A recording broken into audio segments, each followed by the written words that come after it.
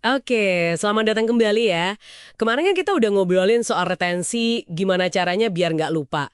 Nah, sekarang kita lanjut nih ke prinsip ke-8 ultra learning, intuisi. Betul, intuisi. Sumber kita masih sama ya, dari bukunya Scott H. Young, bab 11. Misinya apa nih sekarang? Kita mau bantu Anda semua biar paham, bedanya sekedar tahu fakta sama benar-benar ngerasa paham gitu ya. Iya, merasakannya. Gimana sih caranya bangun pemahaman yang mendalam banget? Oke, jadi bukan cuma ngumpulin info di kepala ya. Bukan sekedar itu.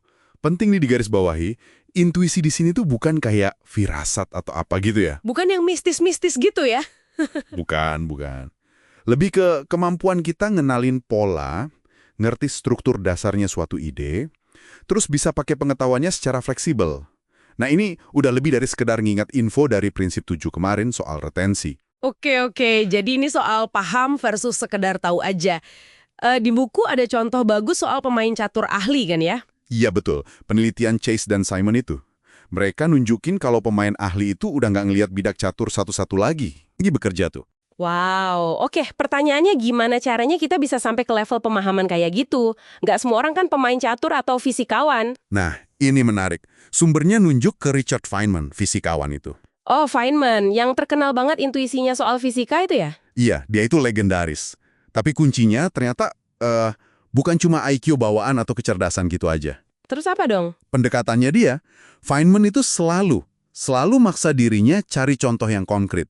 Contoh konkret gimana maksudnya? Ya contoh nyata gitu. Kalau dia nggak bisa jelasin konsep fisika pakai contoh sederhana, atau kalau ada mahasiswanya nih ditanya contoh terus nggak bisa ngasih yang nyata, Feynman langsung tahu ya? langsung tahu, wah ini pemahamannya belum mantep nih, belum kokoh. Wah, itu pendekatan yang, praktis banget ya? Banget. Dan dari situlah muncul ide yang di buku ini disebut teknik Feynman. Nah, ini dia nih. Kayaknya ini alat yang bisa kita semua pakai ya. Gimana cara kerjanya? Penasaran nih. Gampang kok sebenarnya, ada beberapa langkah. Pertama ya tentuin dulu konsep apa yang mau kamu kuasai banget. Oke, udah nentuin konsepnya. Terus? Kedua, coba deh jelasin konsep itu pakai bahasa kamu sendiri. Yang paling simple. Anggap aja lagi ngajarin anak kecil, gitu. Oh, pakai analogi juga bisa ya? Bisa banget, malah bagus kalau pakai analogi. Biar kebayang. Oke, sampai sini kayaknya masih gampang. Terus, langkah krusialnya apa?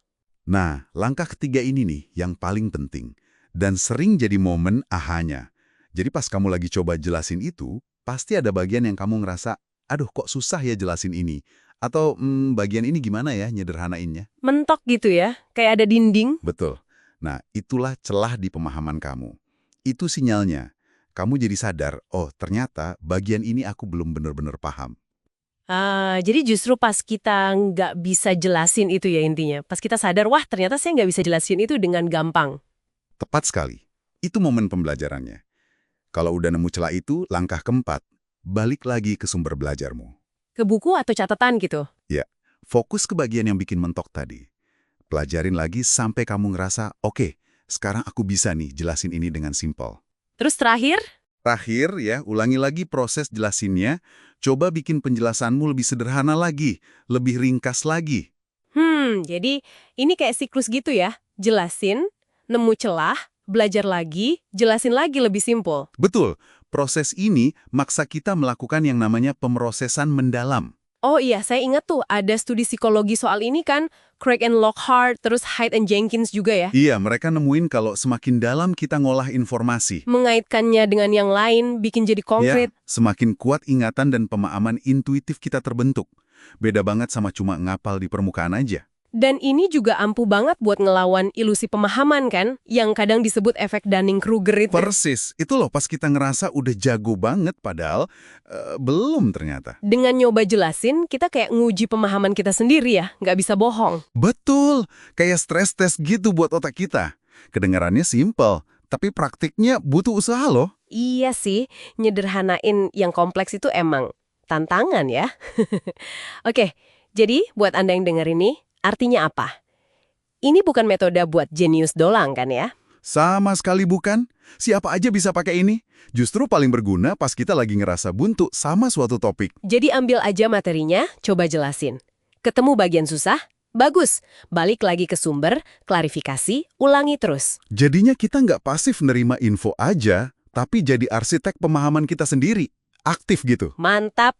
Jadi kesimpulannya jelas ya, bangun intuisi itu bukan nunggu wangsit atau aha, moment gitu aja. Bukan proses pasif lah pokoknya. Tapi kerja aktif, gali terus, uji pemahaman pakai contoh, pakai metode kayak teknik Feynman ini buat nemuin dan nambal lubang-lubang pemahaman kita.